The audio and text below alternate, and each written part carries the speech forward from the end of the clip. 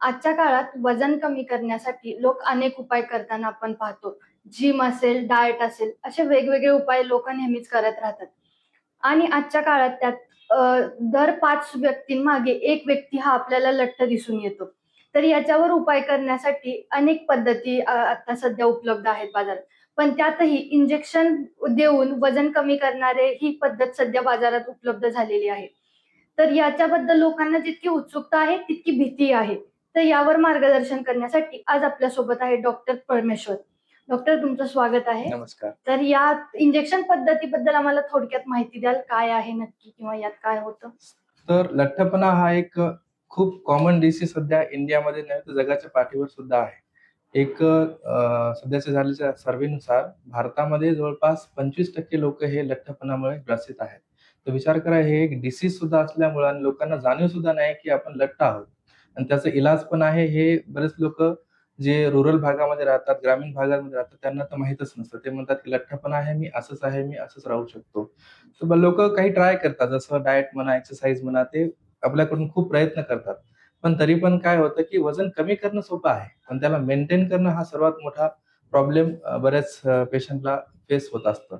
तर त्याच्यामध्ये कसं आता WHO नुसार ओबेसिटी हे डिसीज म्हणून जेव्हा हे विस्थापित झालेलं आहे, त्याच्यामुळे त्याला ट्रीटमेंट सुद्धा अवेलेबल आहे. ट्रीटमेंटच्या मार्गामध्ये सर्वात महत्त्वाचं काही असतो, तो डाएट आणि एक्सरसाइज जे कोणालाच सुटत नाही. तुम्ही कोणतेही ट्रीटमेंटसाठी पद्धत वापरा.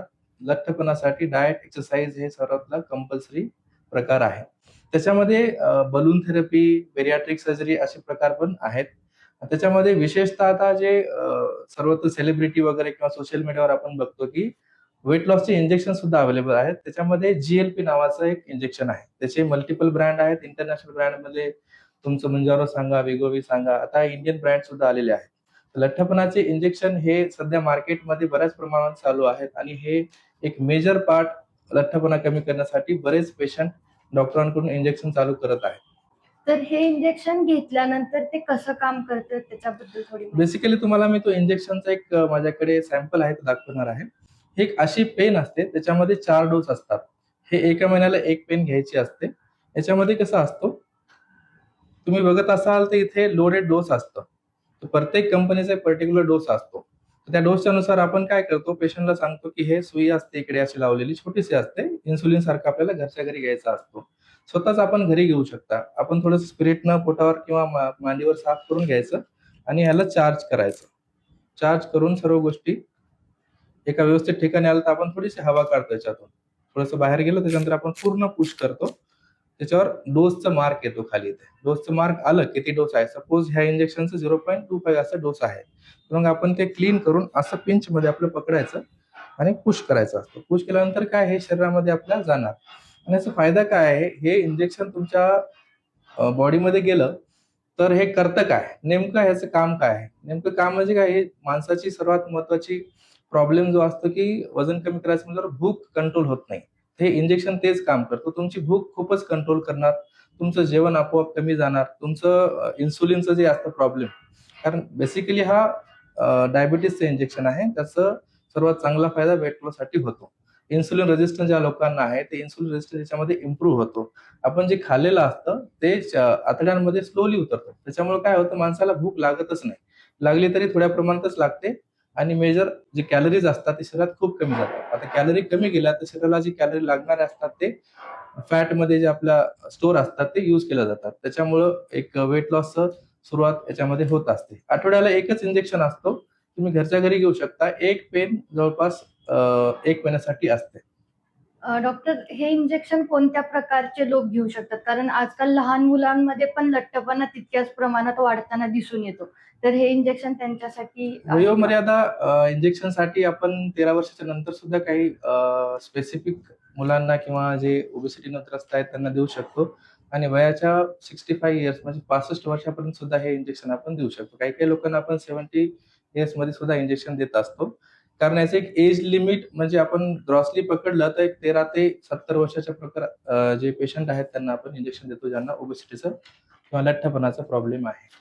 या इंजेक्शनचे काही साईड इफेक्ट्स म्हणजे घेतल्यानंतर परत काही दिसून येतात किंवा फ्युचरमध्ये काही नक्कीच. साईड इफेक्ट्स आहेत? कोणतं बी मेडिसिन म्हटलं की त्याचे साईड इफेक्ट असतातच असतात. सर्वात महत्त्वाचा साईड इफेक्ट हा इंजेक्शनचा, कारण हा इंजेक्शन तुमच्या आतड्यांवर ऍक्ट करणार आहे. कारण जीएलपी हा हार्मोन जो असतो हे नॉर्मली आपल्या शरीरात सिक्रेट होत असतो. त्याचं फंक्शन काय असतं, तो इन्सुलिन सिक्रेशन वाढवतो आणि आपली भूक कंट्रोल करतो. आपली जी हंगर असते किंवा क्रेव्हिंग असते ते कमी करतं. ते आपण सप्लिमेंट फॉर्ममध्ये देतो. त्याच्याने काय होणार, तुमची हंगर कंट्रोल होणार आणि आतड्यांवर ऍक्ट होत असल्यामुळं आपलं खाल्लेलं फूड आतड्यांमध्ये स्लोली उतरत असल्यामुळे सर्वात महत्वाचं कॉमन साईड इफेक्ट आहे, तुम्हाला मळमळ वाटणे, थोडंसं उलटीसारखं वाटणे हे सुरुवातीला असतं. जवळपास 50% ते 60% पेशंट हे सिम्पटम घेऊन आमच्याकडे येतात, की सर मला इंजेक्शन घेतल्यावर थोडंसं मळमळ होत आहे, थोडं उलटी होत आहे, थोडंसं कमजोरी वाटतंय आणि कधी काही लोकांना कॉन्स्टिपेशन म्हणजे पोट साफ न होणे किंवा लूज मोशन हे प्रकार होत असतात. पण एक विशेष गाईडन्सच्या अंडर तुम्ही एक फिजिशियन म्हणा किंवा सर्जन म्हणा, जे इंजेक्शन रेग्युलरली पेशंटला देत असतात, ते तुम्हाला प्रॉपरली मॉनिटर करत असतात. आणि हे नॉझिया, व्हॉमिटिंग किंवा उलटी किंवा मळमळ जे असतं हे टेम्पररी असतं. एक 7-8 दिवसामध्ये सर्वांना ऍडजस्ट होऊन जातं. दुसरे साईड इफेक्ट बरेच आहेत, पण साईड इफेक्ट अव्हॉइड करण्यासाठी तुम्ही डायरेक्टली न घेता कोणत्यातरी स्पेशालिस्टला बघून, त्यांच्याकडे कन्सल्टेशन करून, त्यांच्या गाईडन्सच्या अंडर घेतलं, तर ह्याचे साईड इफेक्ट आपण मिनिमम पेक्षा मिनिमम सुद्धा करू शकतो. हे इंजेक्शन बाजारात येऊन साधारणपणे 1 वर्ष झालेलं आहे. पण त्याच्या पुढचा अजून इम्पॅक्ट काय आहे किंवा ते कसं वर्क करतंय याच्याबद्दल अजून काही माहिती नाहीये. पण स्त्री-पुरुषांमध्ये म्हणजे स्त्रिया प्रेग्नन्सीमध्ये किंवा पुरुषांचे इतर प्रॉब्लेम असताना हे इंजेक्शन कसं काम करू शकेल याच्याबद्दल काही? आता याच्यामध्ये बरेच कन्सेप्ट काय आहेत, की कोणाला हे इंजेक्शन घ्यायला पाहिजे, कोणाला नाही घ्यायला पाहिजे. काही पेशंट असतात, जसं ज्यांना पोट साफ होण्याचा प्रॉब्लेम आहे, त्याला आपण आयबीडी म्हणतो, इन्फ्लॅमेटरी बाउल डिसीज म्हणतो किंवा परत लूज मोशन वगैरे, ऍसिडिटी वगैरे असे प्रकार असतात, त्यांना आपण नको म्हणतो. काही बायका जे प्रेग्नंट असतात त्यांच्यामध्ये सुद्धा आपण हे इंजेक्शन ॲब्सोल्युटली नाही म्हणणार. आणि काही विशेष डिसीज असतात, जसं तुमचं थायरॉइडचं काही प्रॉब्लेम असेल, तेव्हा आपल्याला स्क्रीनिंग करणं खूप गरजेचं असतो. त्या कंडिशनमध्ये सुद्धा आपण इंजेक्शन देत नाही. तर पहिले तुम्ही जेव्हा डॉक्टरकडे जाता, डॉक्टर तुमची पूर्ण बॉडीची स्क्रीनिंग करणार. स्क्रीनिंगमध्ये काय आलं, तुमचं लिव्हर फंक्शन टेस्ट, तुमचं किडनी कसं काम करतंय, तुमचं सीबीसी कसं आहे, विटामिन्स कसे आहेत, त्यानंतर तुमचं सोनोग्राफी करून आपण बघतो की गॉल ब्लॅडर स्टोन वगैरे काय आहेत का, फॅटी लिव्हर काय आहेत का.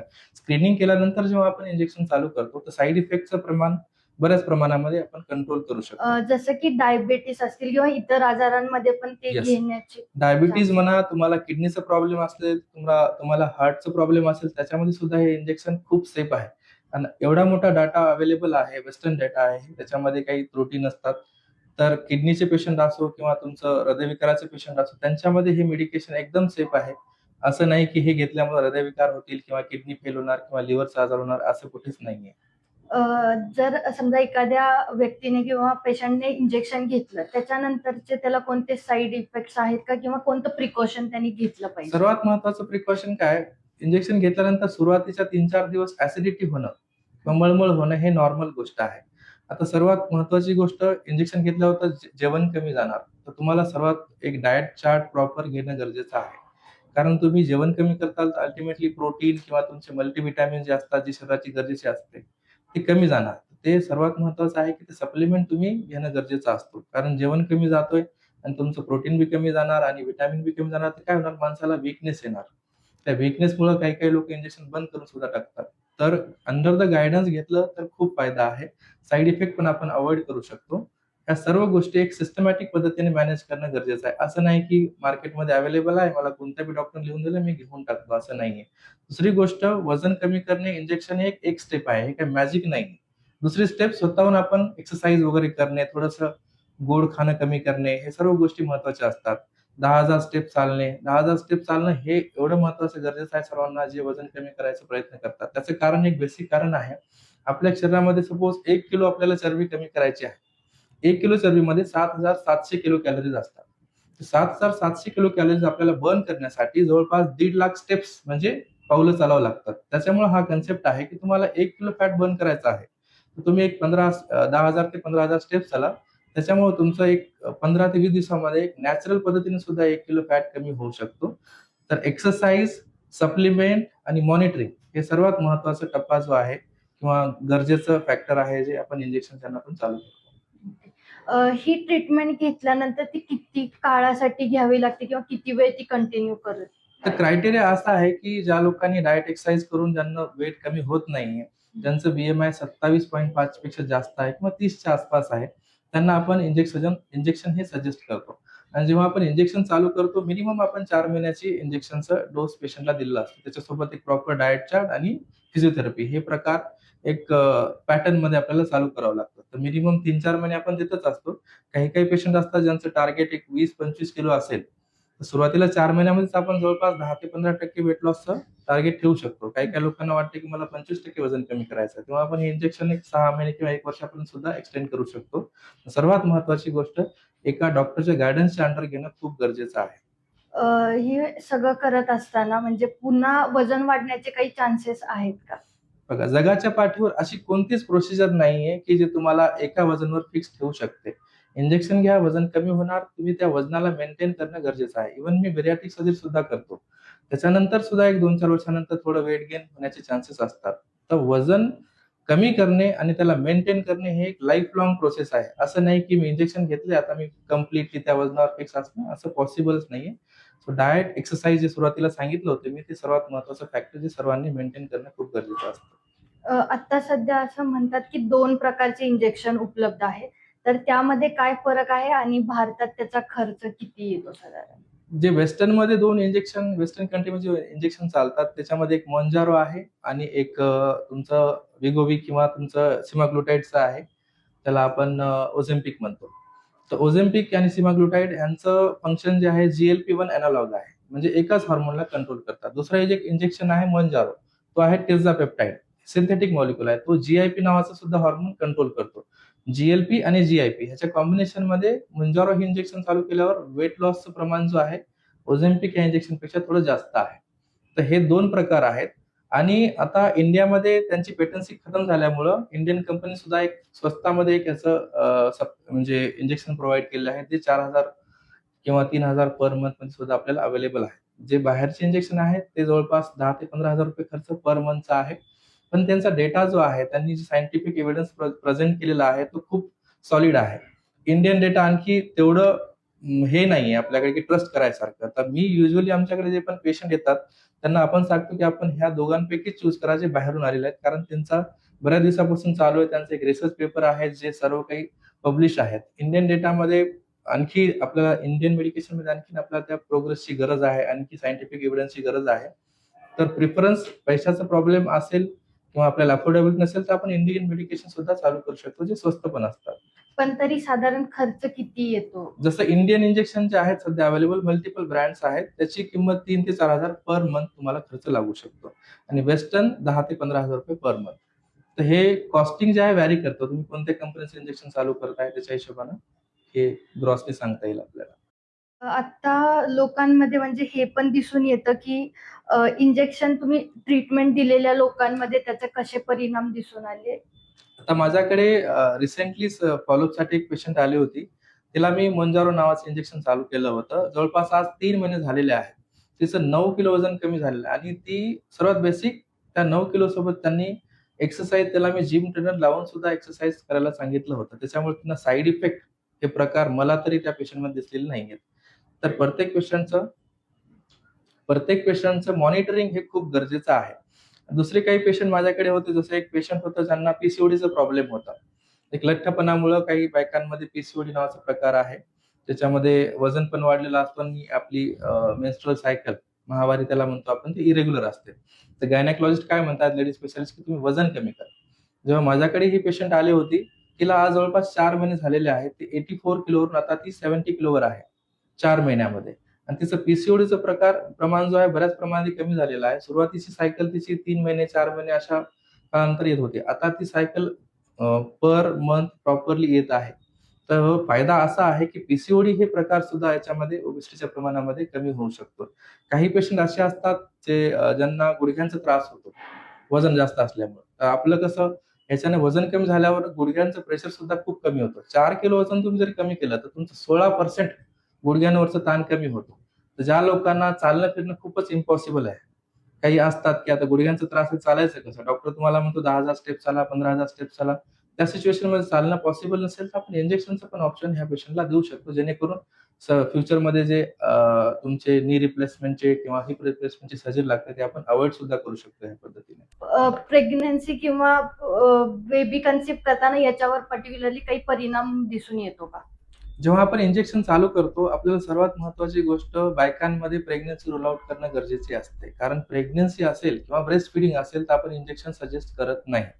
जर तुम्ही वेट लॉस प्रोसेसमध्ये असाल, जसं पीसीओडी म्हणा आणि मेल्समध्ये तुमचे स्पर्म काउंट वगैरे कमी असणे, वंध्यत्वपणा आपण त्याला म्हणतो.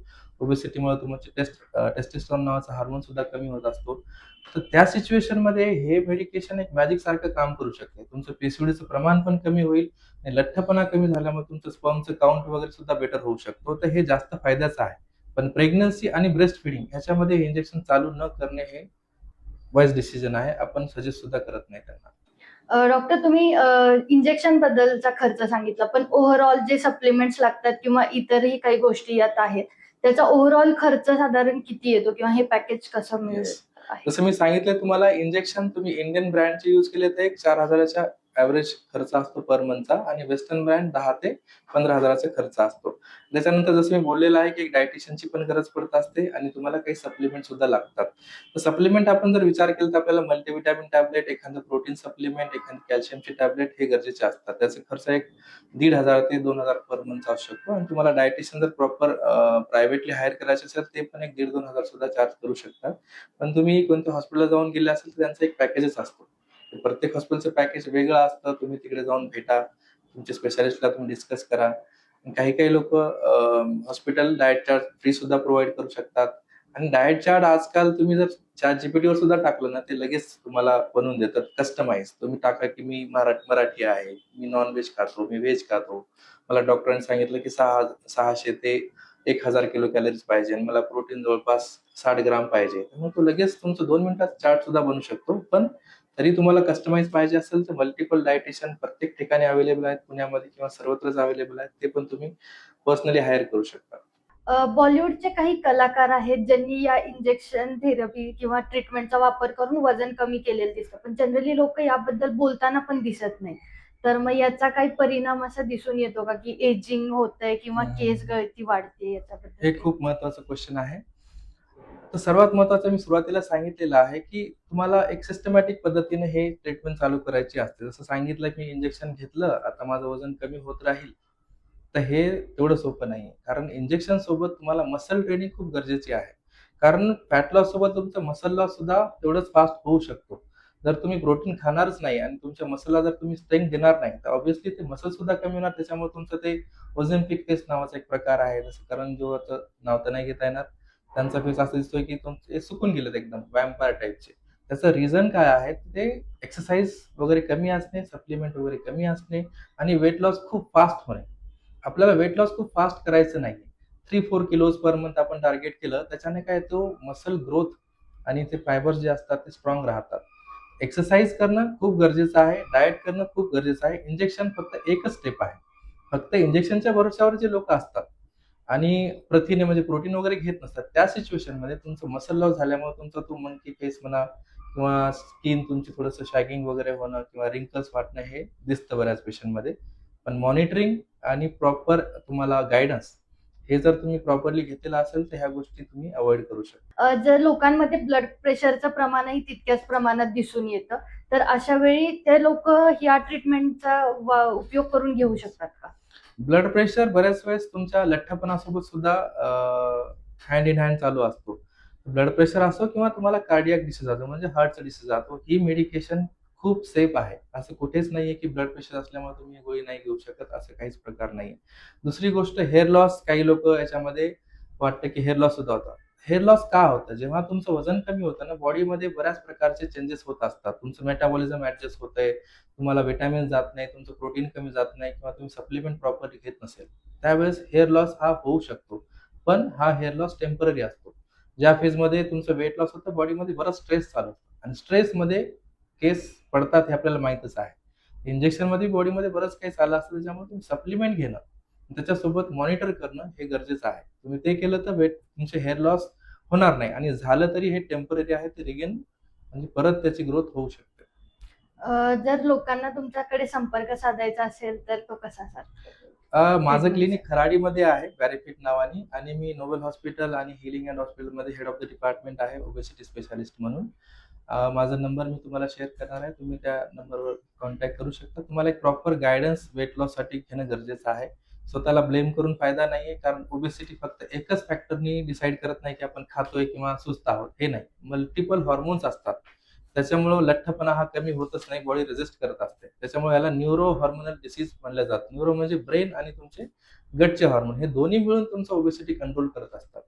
एक प्रॉपर गाईडन्स आणि प्रॉपर टीमच्या अंडर तुमची ट्रीटमेंट चालू असेल तर तुम्हाला त्या गोष्टीचे साईड इफेक्ट होणार नाहीत, आणि तुमचं वेट लॉसची जर्नी एक स्मूथ आणि एक चांगल्या प्रकारे होऊ शकते. धन्यवाद डॉक्टर, तुम्ही माहिती दिल्याबद्दल तुमच्या थँक्यू सो मच. थँक्यू.